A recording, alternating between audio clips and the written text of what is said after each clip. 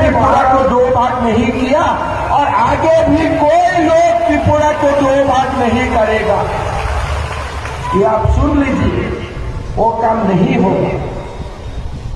हम भी पावर के लिए हम भी मोटा का साथ हाथ मिला सकता था, 50 सीट भी हम लोग जीत लेता।